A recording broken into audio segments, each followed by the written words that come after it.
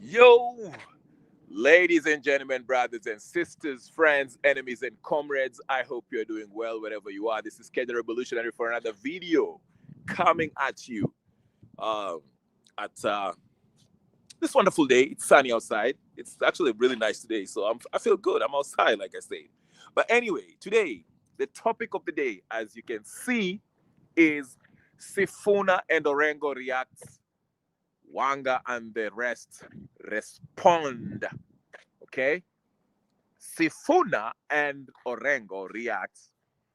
Wanga, Gladys Wanga, for those of you who might be slow, Gladys Wanga and Oburu are in one side of the uh, ODM faction, and Sifuna and Orengo and Babowino and Gwini, they are being viewed as the rebels within the ODM party. But listen up. I told you what is going on, the bigger picture, and it's kind of playing out even within the ODM party. You can see how this thing is playing out, right? But before I get started, let's get through the formalities before I get started real quick. If this is your first time here, my name is Kenya Revolutionary. As I said, I talk about Kenyan politics and world politics as it relates to Kenya. So if you like that kind of content, please take 1 minute and subscribe, share, like, comment, and do all the good stuff. Make sure the notification button also is on. Now, find you're supposed to do, okay? If you've already subscribed, please, the first order of business, like the video and make sure the notification button is on. Let me go through this quick because my gadget is kind of does not have a lot of juice on it. So I will get to it very quickly so we can resolve this issue, right? Remember yesterday I told you that this whole ODM, this whole thing that is happening with Sifuna and Oburu and all this stuff, it's just basically a play, okay?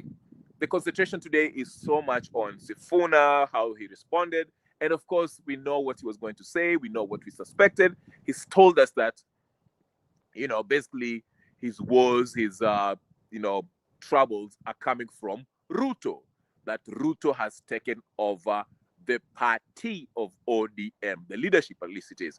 As you know, yesterday, Oburu, among other delegates in the National Executive Council meeting in Mombasa, they decided to demote Sifuna from the Secretary General position, giving it to somebody else. That lady, I forgot even her name. But, first of all, Sifuna can actually can challenge this because Oburu technically is not the leader of the ODM, okay? Oburu, technically speaking, was not appointed the leader of the party as per the party constitutional rules and regulations, okay? He was just, they just came and decided, okay, Oburu is the. So technically, this whole exercise that took place, the NEC, they can argue that it wasn't legit. But regardless, if I was Sifuna, I'm not Sifuna. Fighting it is like a lost cause, okay? But let's get to it. The point I want to emphasize, not the point that I want to emphasize, but the picture, again, that I want to draw here is a continuation of what I was trying to explain yesterday, which is Raila's organization, party, ODM, Orange Democratic Movement, okay, which has stayed relevant for the past 20 years, but now, leading up to 2022, it was kind of dying off because majority of Kenyans kind of figured out that Raila was not in it to actually realize change. He was in it to, use this party along with his followers to, eat, to feed himself, okay? It was a way of him, I'm twisting the government of the day to, make a deal with them. So majority of Kenyans kind of were getting tired of this play. But as I explained yesterday, and I'll tell you why, I explained to you yesterday that Raila with ODM and the vast majority of politically conscious youth that supported him, who actually believed that he represented the plight of majority of Kenyans. he was the guy who was one that can really bring change. Even in the midst of the Gen Z movement, you could hear some Gen Zs come out and say, Raila weka nyumbani, let us deal with Ruto. We are about to take him out, weka nyumbani, don't worry about this, okay? What essentially I'm trying to say, and I'm trying to reiterate again, is this. Again, Raila was that guy through the ODM party, you know, and their followers, was the one person who was a hindrance to the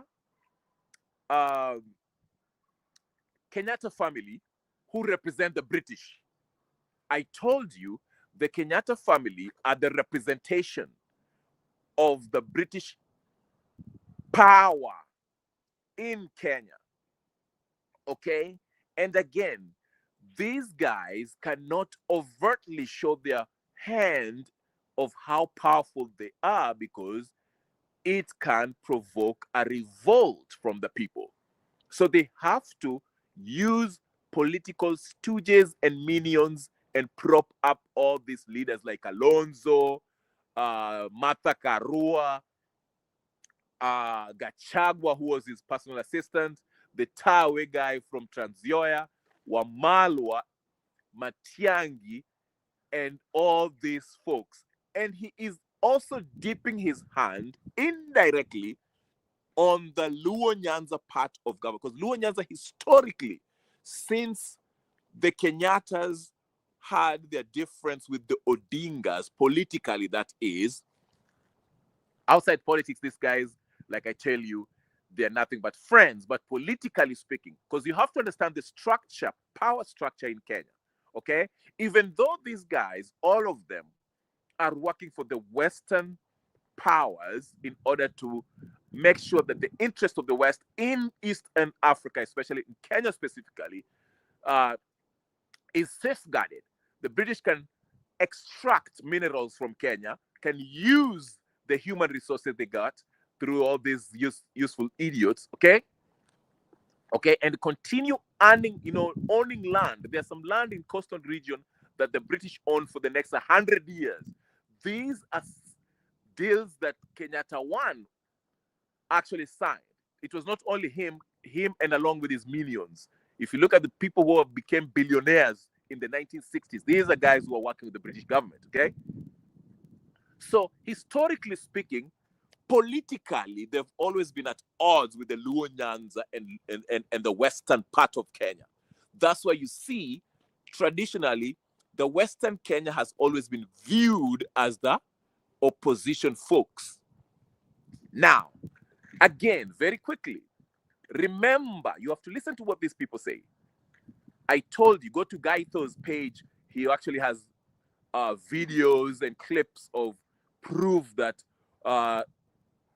Kenyatta and Moi were actually initiated to the this occult movement, the whatever Freemason, whatever of Malta.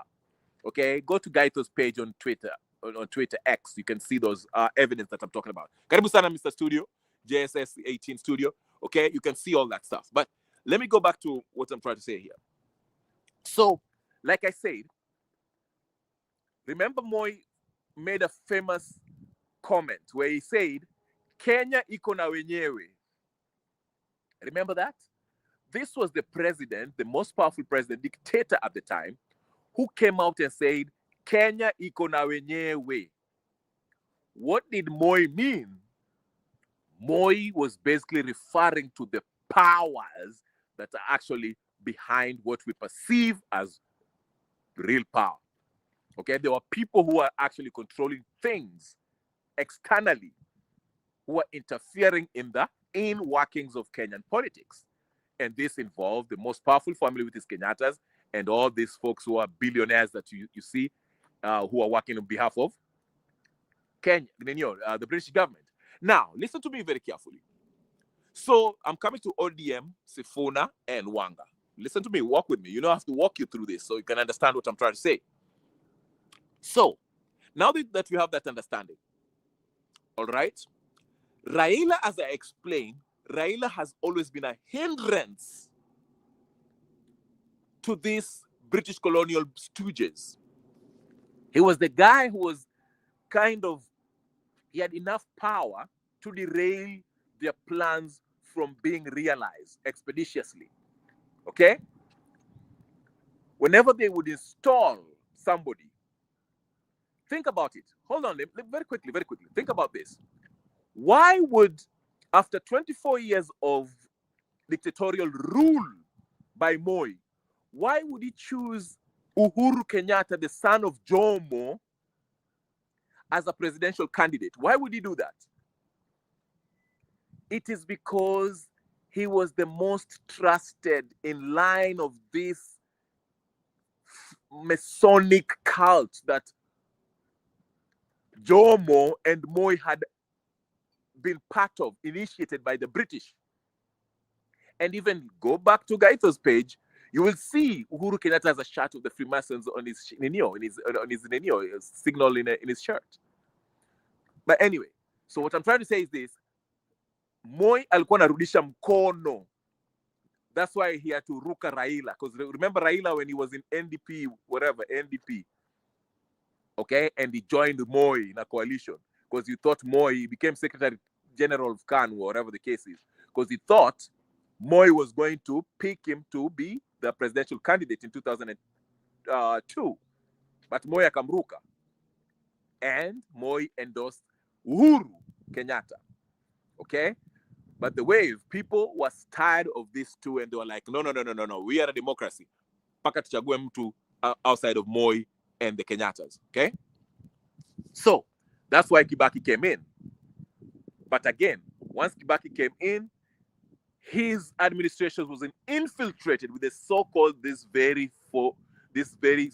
so-called, the people we call the Mount Kenya Mafia, who are basically the collaborators. I'm not saying that the whole Mount Kenya was collaborators. No.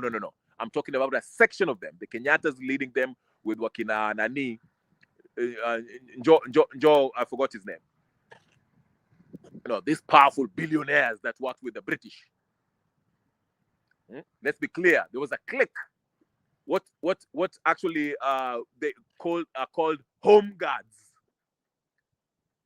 The section of Mount Kenya that actually worked with the British. Walikuwa na nini wakina nani, whatever of the Duke of sijui wapi. But anyway, so what I'm trying to emphasize here, I'm trying to show you how this British power through the Kenyan corrupt oligarchs, okay, how they infiltrate all the Ninio levels of power in Kenya. And Raila was the one person who was stopping them. Not entirely stopping them, but Raila was always arm twisting them and forcing them to bribe him in order for them to continue with business as usual.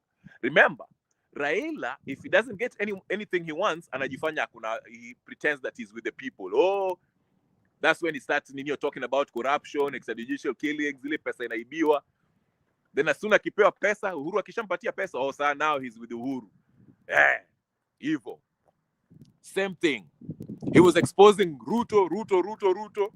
Handshake ikaingia.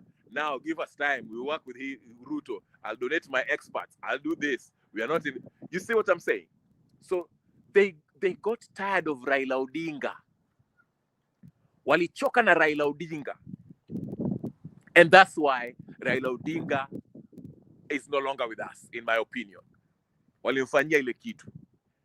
Interesting enough, speaking of reaction, notice what is happening within these two factions of ODM. Because I tell you this, what is happening in ODM is a reflection of the national power struggle that is happening in Kenya. It's not really a struggle, but it's a play, a script, okay, that is playing out within ODM that has national implication. Now, notice this. Orengo came out and started mentioning the fact that Kenyans should pay attention and inquire more about the suspicious circumstances surrounding the death of Raila Odinga. Remember, he mentioned that yesterday. Huh? But anyway, let me just go back with what Orengo said. Orengo was like, listen, there's something here. Can we at least try to inquire what really happened to Raila Odinga before his death? Because something is not, there's something. Okay? Now, Orengo, in not so many ways, is pointing pointing his finger at Ruto.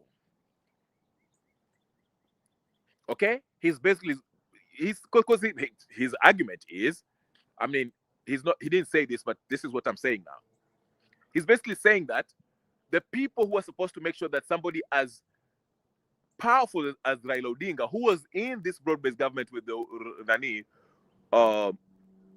with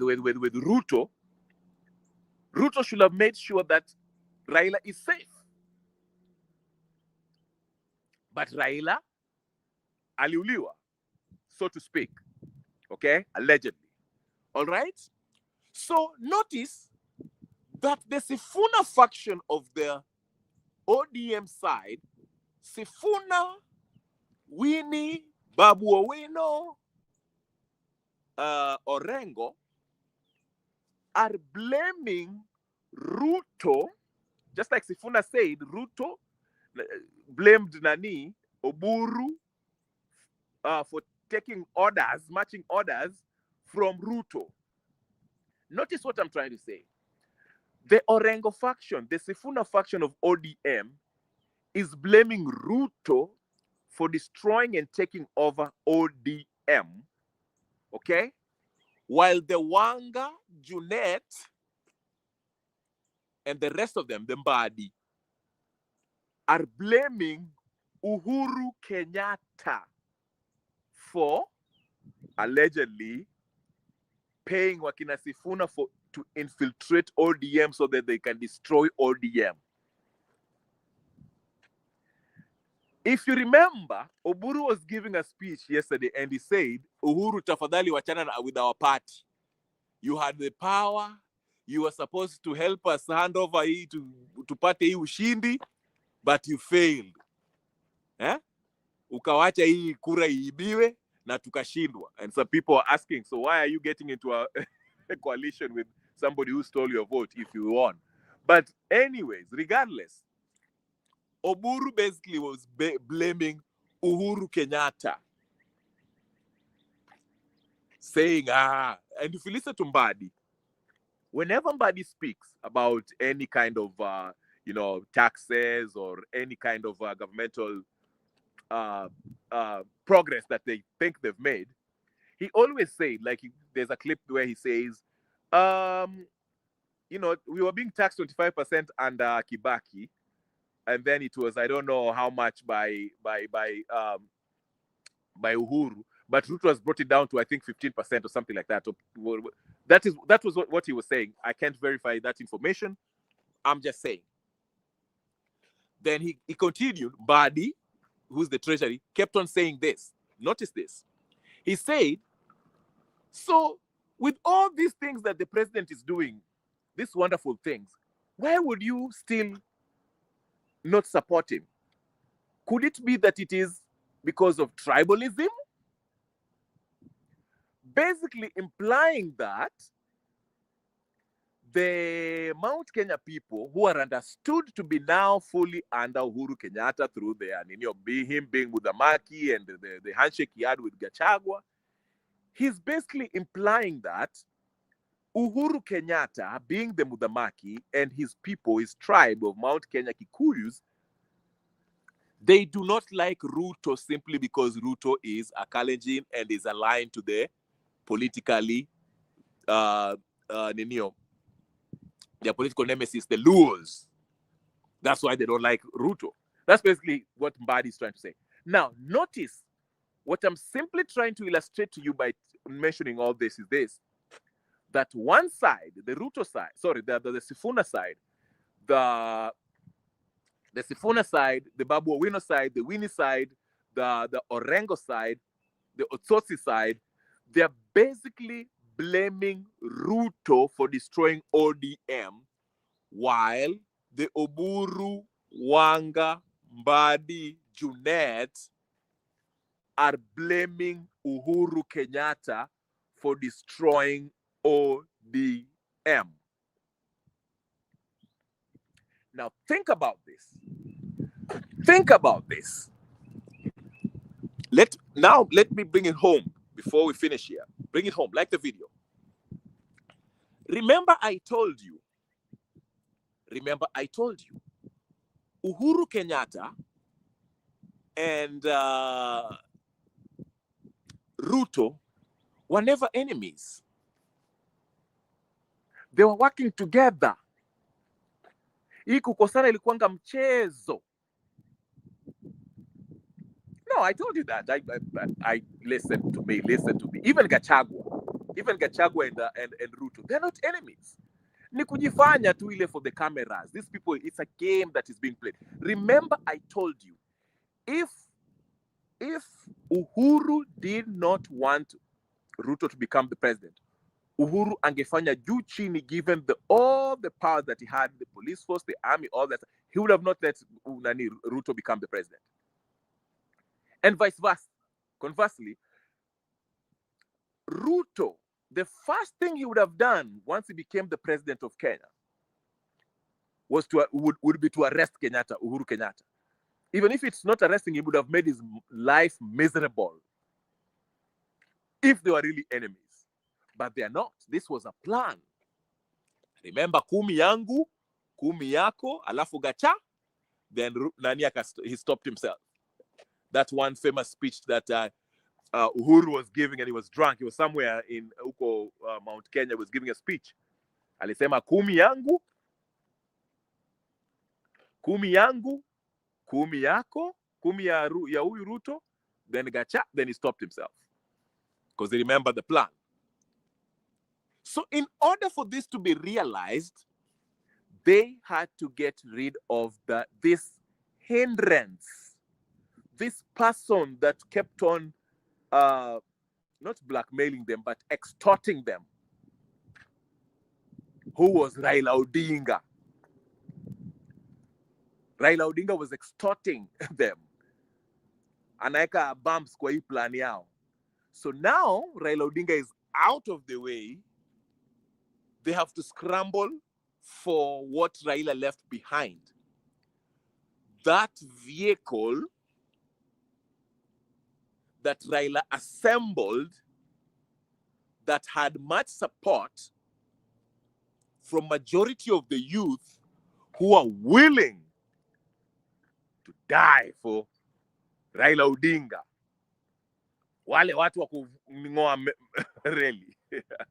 Those politically charged youth of Western Kenya. When I say Western Kenya, I'm referring to not just the Western province. I'm talking about the Luo Nyanza, the Abagusi, and the rest. The guys who are historically have always been viewed as the opposition. Okay? So the scramble is for the opposition. That's why I'm saying it is very apparent. Wanga is blaming Uhuru, and Sifuna is blaming who? Is blaming Ruto. But the plan was these two, after getting rid of Raila Odinga, now they're sharing the spoils. By doing what? Splitting these millions into two. I told you, Sifuna cannot pretend. I know some of you you have the memory of a cat, of an ant. Sifuna, even though we saw the video clips of him telling the Wafskari in the parliament not to shoot the Gen Zs, Sifuna was supporting broad base. And he was even mocking the Gen Zs when the Gen Zs were disappointed with Sifuna when he was accompanying Raila Odinga to meet Ruto during those talks. ya NADCO. Yes, ya NADCO, but talks ya broad base. Sifuna was telling you, mkitaka maendele mkamandamane, we are going to meet the president as the ODM party. So msinikasirikie. That is what Sifuna was. I'm telling you, Sifuna is part of this nonsense. But right now, you can see there's a narrative that the media and the influencers are trying to write here. Like Sifuna alitupigania. Sifuna alitutetea during maandamano. Sifuna is a hero. That is how Sifuna stood with us. Sifuna today even said he's still sticking to the ODM. After being demoted, he still stay. Ndio mimi nasema, if Sifuna really ideologically was disciplined or philosophically principled in his ideological orientation, he would have simply said, I can no longer stick to this party ODM due to the direction that it's taking. Wacha mimi niende nikajoin party nyingine or start my own chama. You understand what I'm saying? But Sifuna is just an opportunist like any other Kenyan politician. But now, you want to paint him as this guy who was with the Gen Zs, alikuwa anatetea Gen Zs, anaambia askari wasipige Gen Zs. So now we are feeling sorry for him because he has been demoted from being a Secretary General. It's a play. And everyone is in it. Sifuna, Oburu, Orengo, everybody. I said it is easy to manipulate these guys because even listen, even Ruto, I hear this, the MCAs were CIA MCAs were summoned to State House to meet Ruto to discuss how to impeach Orengo. What's the need of impeaching Orengo right now? Elections is next year, basically. Why are you impeaching him right now? It's too late. Okay? If Ruto wanted to impeach Orengo, he could have done it so very mapema kitambo. But like I said, these people are not real enemies. They're not political. They don't have a real political difference. It's not real beef. This is done for mass consumption, for wale the gullible Kenyans who are looking at politics wakiweka kwa roho, our chambuis siasa kindani ya ndani, what is happening ndani. Hii ni mchezo wa town. All this Sifuna saga is just a bunch of nonsense. Seriously, it's a bunch of nonsense. This is part of the plan ya Ruto and Uhuru. Listen to me. Can I tell you something serious?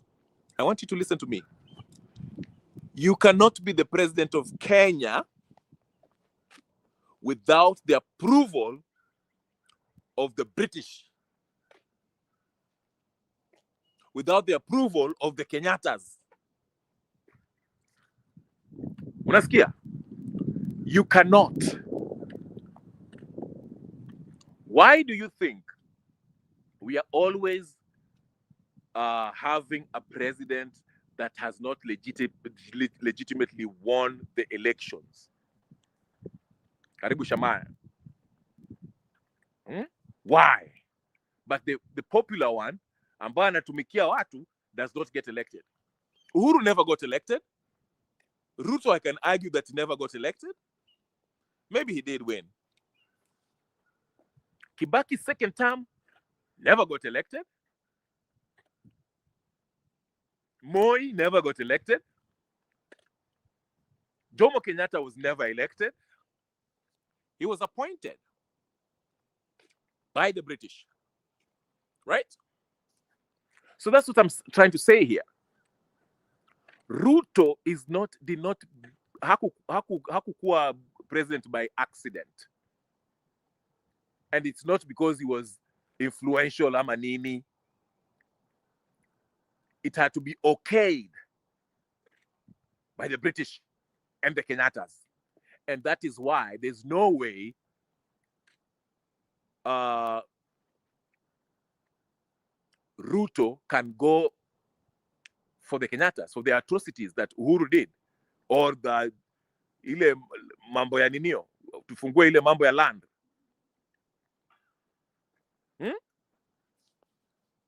That is why.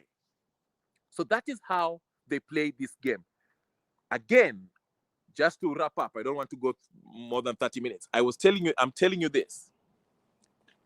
Don't you find it interesting that Gladys Wanga, Oburu, Junet, all those folks that are hijacking ODM, they are blaming Uhuru Kenyatta for destroying ODM, while the Sifunas, Orengo, Babu Owino, Winnie, are blaming Ruto.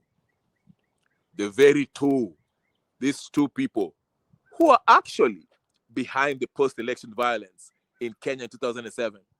These two people who promised each other that kumi yako, 10 years for you, 10 years for me, then Gachagua. These two people who had a common enemy, who was Raila. Raila is no longer with us. So now they're coming for his constituency. And they're coming for Raila's constituency by buying off these political minions from Nyanza and Western Kenya. Because they believe if you buy the so-called Wangas, the so-called Sifunas, the so-called Babu Owino, you have the votes of those people. In the end, the long-term game is these people of Nyanza province and Western, okay, the so-called historically opposition, they'll be controlled by the very system that has always been threatened by them under Raila's orders. You understand? These are the people who always, okay, wanaleta baridi kwa president. Wanamshtua. They make the president of the day uneasy.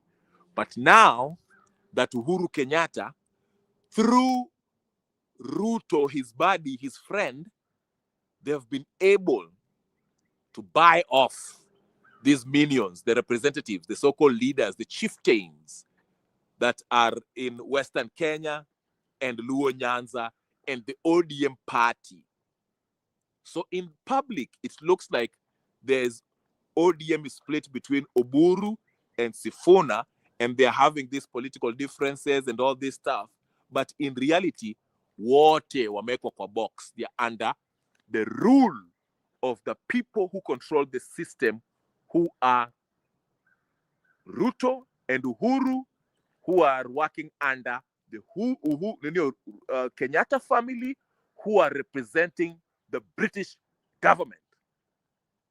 So when we go to the elections, whoever you choose is still going to be a stooge of the system that was put in place by the British. That is what I'm trying to say, trying to tell you. Don Kim, nice seeing you.